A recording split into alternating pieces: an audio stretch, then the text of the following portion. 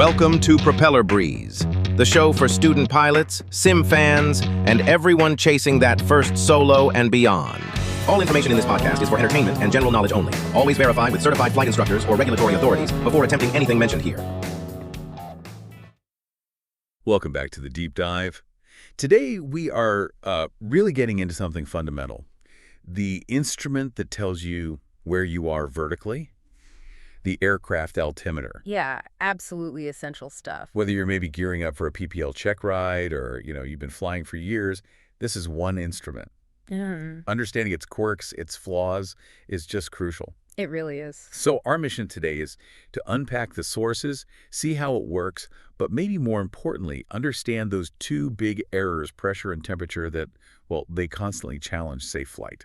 Couldn't agree more. Even with all the fancy GPS and glass cockpits now, the humble altimeter is still the only instrument that gives you that primary altitude reading. Right. And because it's so vital for, separation, navigation, keeping clear of terrain, understanding how it works, and especially its limitations, is just non-negotiable. Safety 101. And looking at the sources, the very first thing they hit you with is what it actually measures.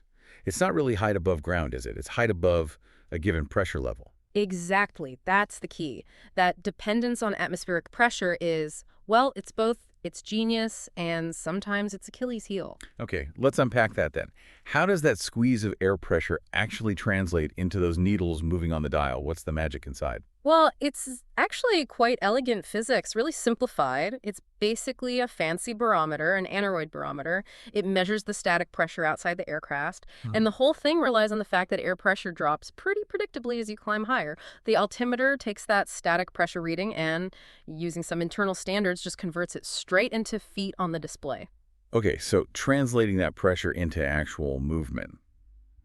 What's the core component doing the work? Is it still those really sensitive aneroid wafers? It absolutely is, yeah. They're the heart of the system. It's Yeah. usually a stack of these thin, sealed metal wafers. Right. And they're evacuated, meaning most of the air is sucked out, down to a standard internal pressure, that magic number, 29.92 inches of mercury. 2992. Got it. They sit inside the altimeter case, and they're designed to be flexible. They can expand and contract. Okay, so the static pressure, the air we're flying through, gets piped into the sealed case Right. around those wafers. Exactly. So it's like it's squeezing them. Yeah. If the outside pressure is higher than their internal standard, it squashes them down. Precisely. Higher pressure compresses the wafers, and there's this intricate mechanical linkage, gears and levers, that translates that compression into the needles moving down, indicating a decrease in altitude. And the opposite when you climb. Exactly. As you climb, the outside static pressure drops. Less squeeze on the wafers. So they expand because of that standard pressure still inside them pushing out. That expansion, again through the linkage, drives the needles up to show increase in altitude. It's purely mechanical. Pressure difference becomes height. Simple, but pretty clever. Okay, so we know how it works inside. Now, what about reading the thing? The sources talk about the multi-pointer display. That can look a bit... Is he? Yeah. Yeah? It can, especially at first glance. Reading it quickly and accurately is like day one stuff in PPL training. You've got three hands moving at different speeds. Okay, break it down. Right. The really slow one, that long, thin needle, sometimes has a little triangle on it. Yeah. That's your tens of thousands of feet. 10,000, okay. Then there's the short, fat needle. That's the one you're often watching most closely, thousands of feet. Thousands, got it. And the fastest one, the long one on top that really spins when you're climbing or descending, that's hundreds of feet. Hundreds, so 10K, 1K, 100s. Yep. And misreading those may be confusing the 10,000-foot hand for the 1,000-foot hand. That's a classic and really dangerous mistake.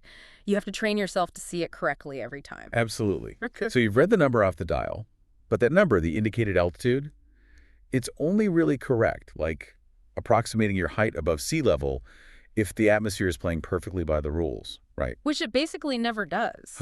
Right. That indicated altitude totally relies on three standard conditions happening all at once, the so-called standard atmosphere. Okay, what are they? We assume sea level pressure is exactly 29.92 inches of mercury. We assume sea level temperature is a standard plus 15 degrees Celsius. Okay. And we assume both pressure and temperature decrease at a perfectly standard rate as you climb. Any deviation from any of those, error. And since deviations are pretty much guaranteed, Yeah. That's where the pilot comes in, right? Yeah. The Kollsman window, little barometric scale. Exactly. That's your adjustment tool for non-standard pressure. Yeah. You get the current local altimeter setting the QNH, usually from ATC or weather reports, and you dial that number into the Kollsman window using the little knob. So by doing that, you're basically telling the altimeter, okay, this is the actual pressure at sea level right now, or adjusted to sea level. Pretty much. It calibrates the instrument. Yeah. So ideally, when you're sitting on the runway after setting the local QNH, the altimeter should read the airfield's elevation. And then when you're flying, the indicated altitude it shows is your best approximation of your height above mean sea level, assuming standard temperature. That pressure correction is step 1 for safety. Okay, so we've used the Kollsman window. We've kind of corrected for the current pressure. Yeah. But the atmosphere's not done with this yet, is it? Not by a long The shot. sources make it really clear. Even with the right QNH set, you're still vulnerable because pressure changes as you fly along. This brings up the first big safety issue: pressure errors during flight. And connecting this back to, the real world for a pilot, ignoring these pressure changes while you're flying, even on short local flight, can be incredibly dangerous. We're talking potential controlled flight into terrain, CFIT. Which leads us right to that saying, that axiom every pilot has drilled into them, flying from high pressure to low pressure without adjusting. That's the classic killer scenario. High to low, look out below. Why is that so dangerous? Explain the mechanics there. Okay, so you're flying along. Maybe the pressure was high where you took off. You fly into an area where the atmospheric pressure is lower, but you haven't updated your Kollsman setting. Your altimeter doesn't know the outside pressure has dropped relative to sea level. Inside the instrument, the pressure relationship hasn't changed much. So the needles stay put. Right. The altimeter indicates you're maintaining altitude. But because you've flown into a region of overall lower pressure, less dense air, effectively the aircraft itself has actually descended. Your true altitude above the ground is lower than what the instrument is telling you. It's overreading. And that's why they hammer it home. Going from a high to a low, look out below. You are physically closer to the rocks or the obstacles than you think you are. Your safety margin has shrunk, maybe disappeared, and the instrument is lying about it. Couldn't have said it better. And of course, the opposite is also true, though generally less immediately dangerous. Flying from low to high pressure. Yeah.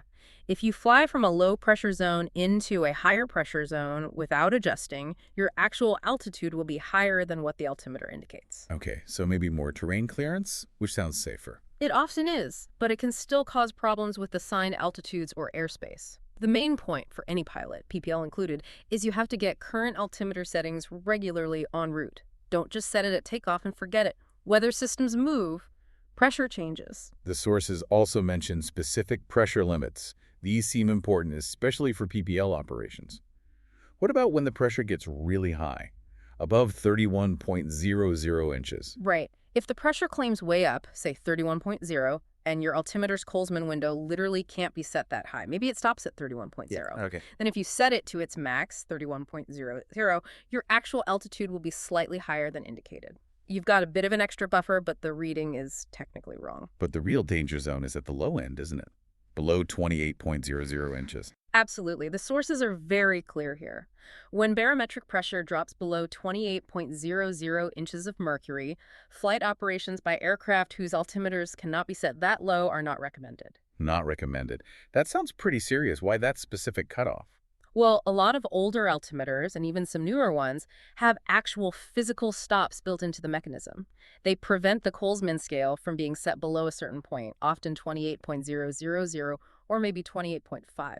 Ah, so it's a physical limitation of the instrument itself. Exactly. Imagine the actual local pressure is, say, 27.8000, but your altimeter physically stops you from setting anything below 28.00. Yep. So you set 28.00, but the real pressure is much lower. That means your indicated altitude will be significantly higher than your true altitude.